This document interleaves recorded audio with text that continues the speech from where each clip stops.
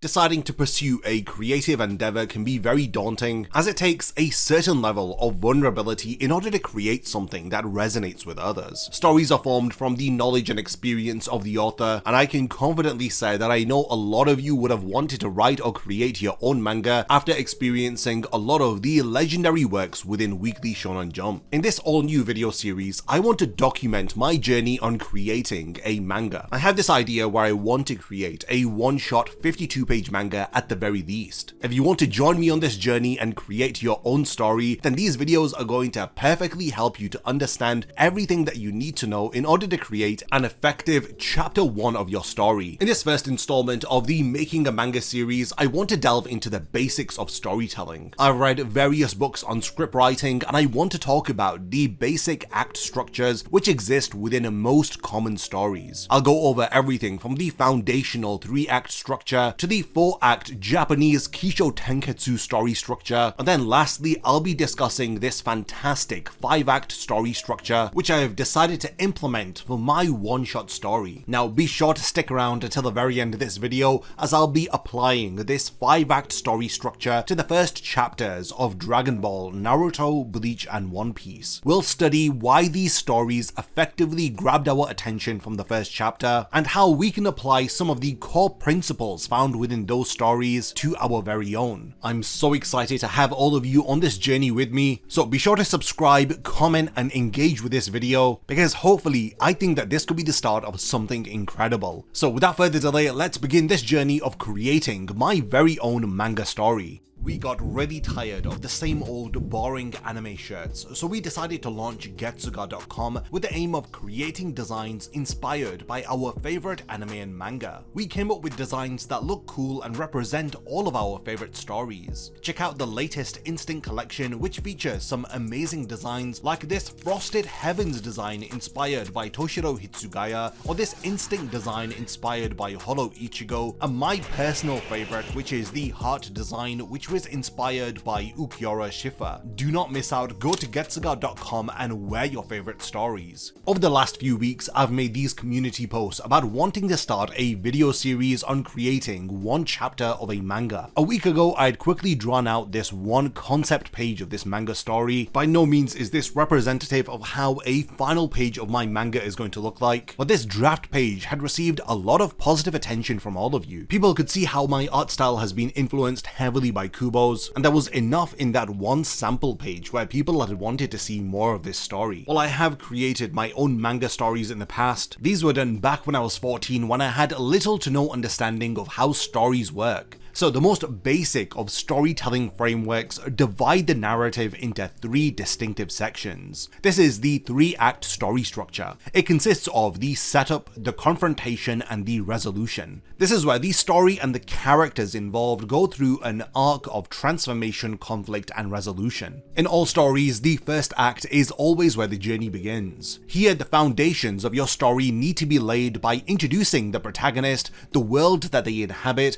as well as the circumstances that they have found themselves in. The first act should set your tone of the story, establish the stakes, as well as establish a reason for your audience to care. The second confrontation act of the story is where the tension and conflict take center stage. Your main character is going to encounter a problem and they face opposition at every turn, and it's difficult for them to overcome it. During Act 2 in this 3-act structure, your protagonist is going to fail. They will have setbacks. These can stem from a villain or even from the flaws that exist within your character's mind. Then the third and final act of this structure is the resolution, where everything comes to a head. It serves as the climax of the story, as we've at this point built up to the peak of the conflict, and this is where a moment of truth will occur for the protagonist. Maybe they've received an answer to a question from earlier, or that they've discovered their purpose, but whatever the case, this is the resolution of the conflict. So I had to first get my head around this 3-act story structure before I started to explore what Japanese narratives usually use. This is a narrative framework called Kishotenketsu. This is where your story is split into into 4 distinctive acts. The first is the introduction called Ki, the second is the development called Sho, the third is the twist referred to as Ten, and lastly you have the conclusion called Ketsu. This is in stark contrast to the Western 3-act story structure which is driven by conflict, as Kishotenketsu instead focuses on contrast, progression and reflection. And it incorporates a sudden twist to the story which adds a depth and tension to the plot. So the first of this 4-act story structure is Ki, which is the introduction, and you establish the essential elements of your story here. Again, you establish the setting, the characters, as well as the basic premise of the story. This is where you want to immerse your audience into the world that you're building. The second act, called Sho, which is the development, sees you expanding upon this introduction as you begin to learn more about the characters, their relationships with others, as well as their circumstances. So what this is doing is adding more to the setup that you've established in the first act. So in the second act, unlike the 3-act story structure, you're not introducing a conflict here. Instead, you're building attachment and curiosity for your reader. Act 3, called Ten, is the twist. So this is the turning point of the story. This is what sets Kishotenketsu apart from other story structures. This twist is something unexpected which shifts and recontextualizes everything that the audience has come to know up until this point.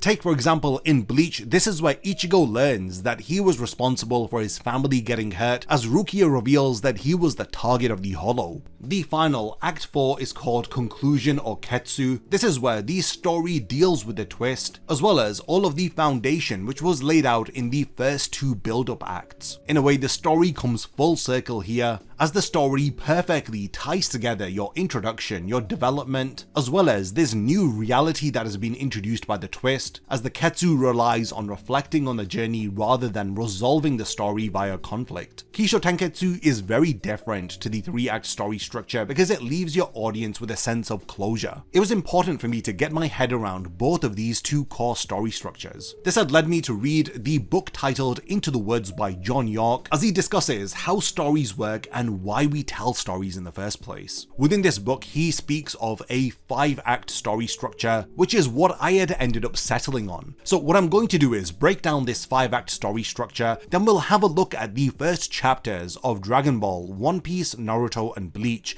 and how they fall perfectly into this 5-act structure. Hopefully, by breaking this structure down and by explaining how these popular manga have incorporated this into their first chapters, you'll have a solid idea as to what it takes to write a story. Within his book, Into the Woods, John York speaks about how every story essentially has the same blueprint. For as long as humanity has been alive, we've always told each other stories, and all great stories are told in the same manner because the human brain makes sense of the world in a specific way. In the book, he gives an example of a 9-year-old child of one of his friends who had decided that they had wanted to tell a story. They didn't speak to anyone about it, but this is what they had wrote down. A family are looking forward to going on holiday. Mum has to sacrifice the holiday in order to pay for her rent. The kids find a map buried in the garden which leads to treasure that is hidden in the woods as they decide to go after it. They get in loads of trouble and they are chased before they finally find the treasure and they go on a even better holiday. How is it that a child unconsciously is able to tell a story which has a structure that links back to generations of storytelling? So this 5-act structure goes as follows. In the first act, it's the setup, so your character has no knowledge, and they go from this state of no knowledge to awakening. Your purpose here is to introduce your protagonist, the world that they live in, the flaw that exists within them, and to plant the seed of the story's conflict. Act 1 needs to end with an inciting incident. This is a major disruptive event which forces your main character into action. You want to think of Act 1 as a springboard, as it sets everything up and it launches your story forward. Now, your second act is the response. So this is where your character is doubtful. They are reluctant to the new world that they are being introduced to. At some point within Act 2 to Act 3, they overcome this reluctance, and there is an acceptance that happens. The purpose of Act 2 is to show your protagonist reacting to the inciting incident, as they reluctantly step foot into this new world. Think of this point of the story as somebody who is trying to learn to swim for the very first time. They're very unconfident, they're uncertain, they're splashing around, and they're just desperately trying to stay afloat. Your third act of the story is called Journey, and this is where some experimentation happens with your character, as the purpose of Act 3 is for your protagonist to learn more about the world as well as themselves, and all of this builds up to the midpoint of your story. At the midpoint, your character is going to learn a key piece of knowledge or experience, which is going to help them to reframe the conflict that is taking place. You want to think of Act 3 as the point of where the roller coaster is climbing up as the action is raising, and you're building anticipation up for a major twist. In Act 4, titled Crisis, you want to bring your main character to their lowest point. This is where the issues that they have, the flaws that exist within their psyche, and the doubts that they have the potential to destroy them. In Act 4, you want your character to be at rock bottom. Within this act, you want the character's doubt to transform into regression. When it comes to Act 4, you want to picture your character stuck in a pit as they are trying to climb out, but they end up falling deeper and deeper. The fifth and final act of your story is called Resolution. Now, in this point of the story, your character is either going to achieve a victory or they're going to experience a meaningful defeat. This is the climax of your story, and it often involves your character overcoming their flaw or lack of knowledge that they have. When you think of Act 5, you want to imagine a phoenix rising from the ashes. It is burned, but it is stronger for the experience. So that's all of the theory. Now let's apply this to the first chapters of some famous shonen stories. In Naruto, you have Act 1, the setup, which introduces Naruto and his ordinary world, as well as the lack of knowledge that he has. Act 1 establishes themes of rejection, loneliness, and Naruto's dream. We are shown the flashback of the nine-tailed fox as well as the sacrifice of the fourth Hokage, and this establishes the mystery of Naruto's origins. Act 1 continues with introducing us to Naruto's ordinary world, where he is doing graffiti on the monument of the Hokage. He's somebody who has a mischievous personality and he craves attention from others. Key characters like the third Hokage as well as Iruka Sensei are introduced, as Naruto is established as the underdog who longs for others' respect. The inciting incident within Naruto Chapter 1 is him failing his final exam as he was unable to perform the clone jutsu. Iruka is disappointed in Naruto, but Naruto then meets Mizuki, another teacher, as he tells him to steal the Scroll of Seals, as this is what kicks off the conflict within the first chapter. In Act 2, Naruto reads the scrolls and he learns the Shadow Clone Jutsu.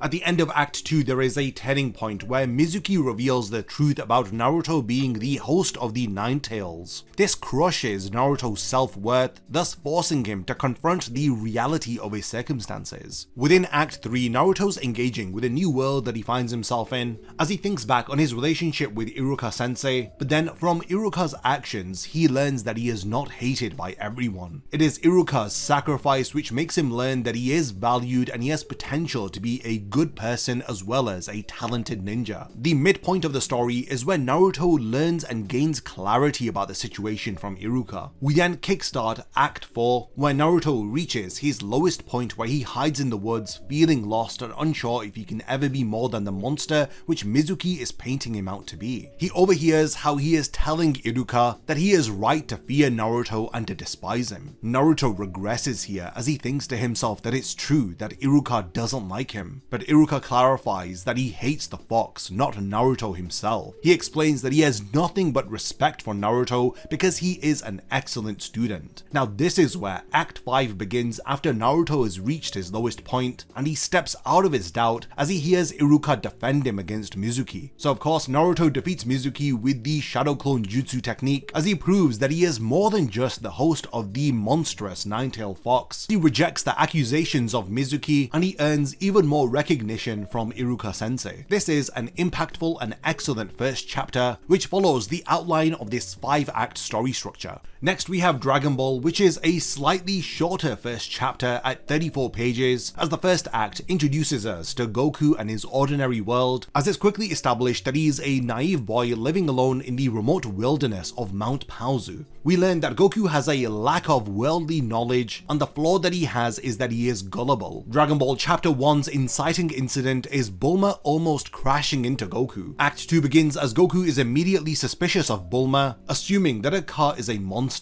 The turning point of the story is when Goku learns that Bulma is a female and that he has never met a girl before, but his grandfather had taught him to always treat a girl nicely. This now leads us to Act 3, where Bulma explains the basic concepts of civilization, like explaining that her car is not a monster, as then Goku offers to make her some food as he arrives at his home and he prays to the 4-star Dragon Ball. Now, the midpoint within Act 3 of Dragon Ball is when Bulma reveals to him the existence of the Dragon Balls. He finds out that when all 7 Dragon Balls are gathered and you chant the right chant, you summon Shenron, a divine dragon which will grant you any single wish. So because Dragon Ball's first chapter is shorter and it is very light-hearted, Act 4 is probably its shortest within the entirety of its structure, as Goku's flaw of gullibility ends up leading to Bulma being kidnapped. Goku's rock bottom is literally Bulma scolding him for being naive, which leads into Act 5 as Goku realizes that Bulma actually wants him to rescue her, as he unties himself, rides Bulma's motorcycle, shoots it up into the air, attacking the dinosaur and then catching Bulma before she falls with the power pole. So chapter 1 ends on a nice resolution, with Goku and Bulma joining forces to search for the 7 Dragon Balls. It is very different to Naruto, but you can see the 5-act story structure at play even here in Dragon Ball. Let's now study the first chapter of Bleach, which is 52 pages. In the very first chapter, it's the introduction of Ichigo, who is introduced as a high schooler who can see ghosts. We learn that he lives in Karakura Town with his family. Bleach's inciting incident is the arrival of Rukia. Ichigo's flaw, or his lack of knowledge, is established as he did not expect for Shinigami to exist despite him being able to see ghosts. In Act 2, Rukia essentially becomes Ichigo's mentor as she explains to him the existence of hollows. The turning point of Act 2 is when Ichigo hears the cries of a hollow as he realizes that his family is being attacked. In Act 3, Rukia tells Ichigo to stay put as we see Karin covered in blood. Seeing his sisters in danger gives Ichigo the strength that he needs to break the Kido binding spell, as we then reach the midpoint of the story as Ichigo grabs a bat and he leaves to confront the hollow. The midpoint ends when Ichigo sees that a monster has broken through the wall of their home and is standing outside. The 4th act of the story tells us of Ichigo's darkest hour as we have a big frontal shot of the hollow with Ichigo terrified as he finally lays his eyes on this evil spirit. Ichigo is shaking as he is afraid of it. Ichigo's lowest point is when Rukia tells him that the hollow was looking for him, as he realizes that everything that has happened to his family, his dad on the verge of death, Karin and Yuzu bleeding, is all because of him. Ichigo's flaw is further emphasized as he realizes that his impulsive actions have put his family in danger as well as harmed Rukia. He believes that it's his fault that they are all going to die, as at the end of Act 4, Rukia offers Ichigo a way to save his family. We now enter Act 5, the resolution of Bleach Chapter 1. This is where Ichigo accepts Rukia's offer to become a Shinigami, as he now wields a massive Zanpakuto wearing the clothes of a Shinigami, and he defeats the Hollow, thus saving his family. Now lastly, let's look at how One Piece Chapter 1 aligns with the 5-act structure. So Act 1, we have the setup which introduces us to the world, as we learn about Goldie Roger, the king of the pirates. At his execution, he confirms the existence of his treasure that he has left, which everybody will have to search the entire world to find, as this sets off the great age of piracy. So with the setting done, we then are introduced to the protagonist, Monkey D. Luffy, a simple villager boy who is introduced as being very naive as he stabs himself in order to prove his bravery. During this setup, we are also introduced to Shanks and his crew, with the inciting incident of Chapter 1 being Luffy eating the Gomu Gomu no Mi. In Act 2, we are introduced to Higuma the Mountain Bandit as he humiliates Shanks and mocks his crew. Luffy is shocked that Shanks did not stand up for himself. The turning point of the chapter is when Luffy confronts Higuma, as the Mountain Bandit decides that he is going to kill Luffy for his disrespect. This is where Shanks has no choice but to intervene, and this is where Act 3 begins, where he learns about the harsh world of piracy. When one of Higuma's men point their gun at Shanks, Lucky Roo, without warning, shoots this man down, as Shanks establishes that they are pirates and they don't play by the rules. The midpoint of the chapter is when Higuma uses a smoke bomb and escapes with Luffy, as we begin Act 4, the darkest hour for Luffy. Luffy is thrown into the sea, where he struggles to stay afloat, but then suddenly Shanks is there protecting Luffy and he has his arm bitten off, and this is the lowest point for Luffy's character. He bursts into tears apologizing to Shanks, crying that it's because of him that Shanks had lost his arm. Shanks states that it's a small price to pay because he is glad that Luffy's okay. This ends Act 4 as Luffy understands and confronts his flaws, as he realizes why Shanks is unable to take him out to sea with him. The dangers of the sea are too great, and Luffy as of yet is not strong enough to face them. Act 4 also ends with Luffy realizing just how much of a great man Shanks is, and he vows to be just like him. Act 5 begins with Shanks departing as he leaves his keepsake straw hat with Luffy, telling him to return it to him someday after he becomes a great pirate. This is following Luffy's revelation that he is going to become the king of the pirates. Chapter 1 concludes following a 10-year time skip as Luffy uses his ability Gomu Gomu no Pistol in order to defeat the Sea King, which had bitten off Shanks' arm. Luffy once again reaffirms his dream of becoming the Pirate King as he sets off to gather a crew. We can learn so much from One Piece Chapter 1 as it perfectly follows the 5-act story structure. It balances world building, character development, as well as action. We learn so much about Luffy's character as well as his motives, and out of all of the Chapter 1s that I've spoken about, I think that One Piece definitely has the strongest start. So after all of this research and studying, I basically have written out the entire outline of my first chapter. Now, what we need to discuss from here is paneling and storyboarding, which is what I'll be talking about in my second episode of my Making a Manga series. This is where we'll be taking that story that we've written out and structured properly into the 5 acts and properly paneling it and storyboarding it so that it works in the medium of manga. Do be sure to subscribe to the channel and follow me on this journey as I'll continue to go over all of the manga basics so that you too can create your very first chapter. Paneling and storyboarding is very important, so you definitely don't want to miss my next video. Let me know all of your thoughts about this all new video series that I'm doing on the channel. If you have any words of encouragement or advice, then let me know by continuing the discussion in the comments. And lastly, thank you for making it to the end of this video, and I cannot wait to see you in the next installment of this all new series. A massive thank you goes out to all of my amazing Patreon supporters for helping to make this video possible. If you also want to support the channel and see your name in the end of my videos, then check out my Patreon, which has loads of perks like early video access and so much more. Thank you for sticking around till the end of the video, and whatever you contribute will mean a lot to me.